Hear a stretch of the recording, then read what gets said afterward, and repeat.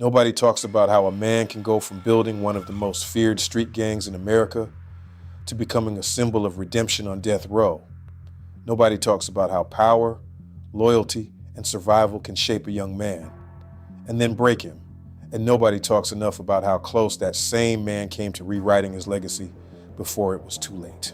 This is the story of Stanley Tookie Williams, a name that once brought fear to the streets of Los Angeles, and later sparked one of the most controversial debates about justice, redemption, and the death penalty in America.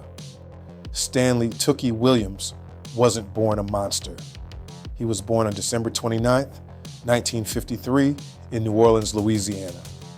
Like many young boys growing up in tough environments, his early life was shaped by instability. When he was still a child, his mother moved him to Los Angeles, hoping for a better life. But Los Angeles in the late 1960s and early 1970s was a different kind of battlefield. Neighborhoods were divided, poverty was everywhere, and young men were left to figure things out on their own. Tookie quickly built a reputation. He was strong, fearless, and known for fighting. People respected him, but they also feared him. And that combination, that's dangerous. By the time he was a teenager, Tookie had already stepped into a world where power meant survival. This is where things changed forever. In the early 1970s, Tookie teamed up with another young man named Raymond Washington. Together, they formed what would become one of the most notorious street gangs in American history, the Crips. At first, it wasn't about becoming a nationwide symbol of violence. It started as protection, young men banding together to defend themselves against rival groups. But power has a way of growing and changing people. The Crips didn't stay small. They expanded fast. What started as a local group turned into a movement, one built on fear, loyalty, and control. Violence became a language. Respect was earned through intimidation, and the streets became a war zone.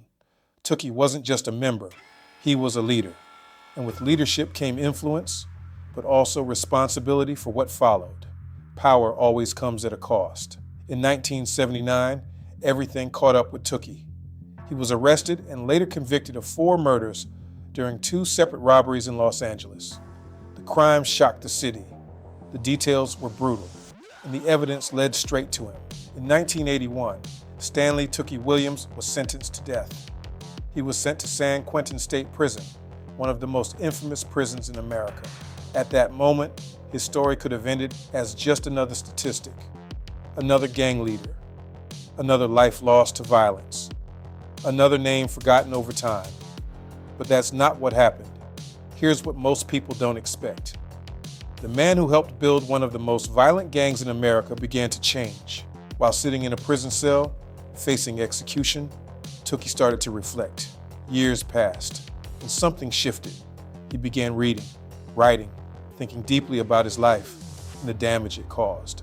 Then he did something that shocked everyone. He started writing children's books. Yes, children's books. From death row, Tookie co-authored a series aimed at keeping kids away from gangs and violence.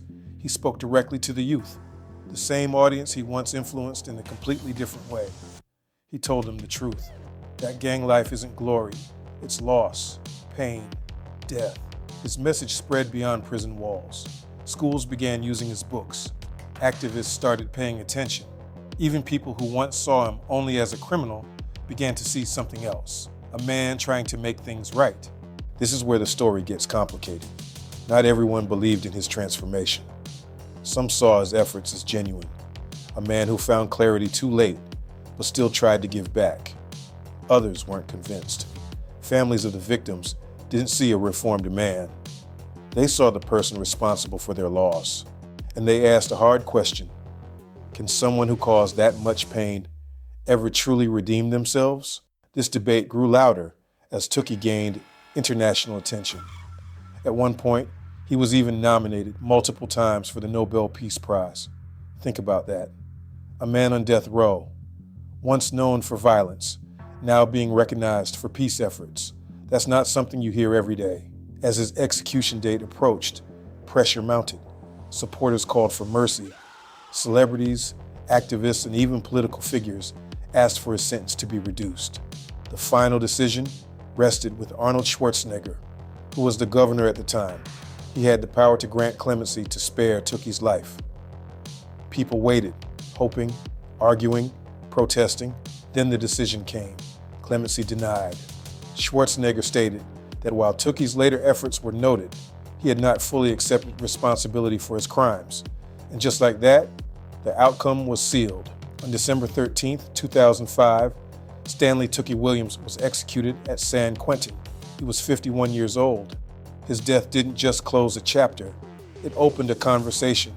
Across the country, people argued about what his life really meant. Was he a violent criminal who got what he deserved, or a man who found redemption too late? Was justice served, or was an opportunity for transformation cut short? Even today, there's no clear answer. Tookie's story forces you to sit with uncomfortable emotions. Fear because it shows how quickly power and violence can take over a life. Respect because even in the darkest place, a person can choose to change. And outrage because it raises questions about whether the system allows room for redemption or only punishment. But here's the truth most people avoid. Tookie Williams lived two lives, one that destroyed and one that tried to rebuild. And the world is still debating which one should define him. If you strip away the headlines, the politics, and the controversy, one lesson stands out. Your choices matter. The people you surround yourself with matter. The path you choose early on can echo for the rest of your life. Tookie gained power fast, but he lost control even faster. And by the time he tried to fix things, time was no longer on his side. That's the part nobody talks about enough. Not the gang, not the fame, not even the execution, but the fact that one decision can change everything, and not always in a way you can undo. Stanley Tookie Williams is not an easy story to tell. It's not clean, it's not simple, and it doesn't have a comfortable ending. But maybe that's why it matters, because it forces you to ask yourself a question. If someone truly changes, how should the world respond? And more importantly, how do you make sure you never end up needing that second chance in the first place? Years after his execution, the name Stanley Tookie Williams still carries weight, but not in a simple way. In neighborhoods across Los Angeles, his story is still told, not just as a warning, but as a lesson. Some older voices say his transformation was real. They point to the books, the speeches, the outreach. They say he was finally trying to undo the damage he helped create. They believe that if he had been given more time, he could have reached even more young people before they made the same mistakes. But others don't see it that way. They argue that change doesn't erase consequences, that no amount of good done later can balance the pain caused earlier. To them, the story isn't about redemption, it's about accountability. And that tension is what keeps his story alive, because it forces people to confront something uncomfortable. What does justice really mean? Is it punishment? Is it a transformation? Or is it something in between? Even today, young people are still being pulled into the same cycle Tookie once helped build. The influence of gangs like the Crips hasn't disappeared. It's evolved. Different faces, same struggles, different names, same consequences. That's why his later message still matters. He didn't glamorize the life. He exposed it. He talked about the sleepless nights, the paranoia, the loss of friends, the feeling that every decision could be your last. That's not the version you see in movies. That's the real version. And maybe that's the biggest twist of all. The man who once helped build the image became one of the few people willing to tear it down. Here's something real most people don't like to admit. Change is possible, but it's not guaranteed to save you. Tookie changed, but he still faced the consequences of who he used to be. And that's a lesson a lot of people learn too late.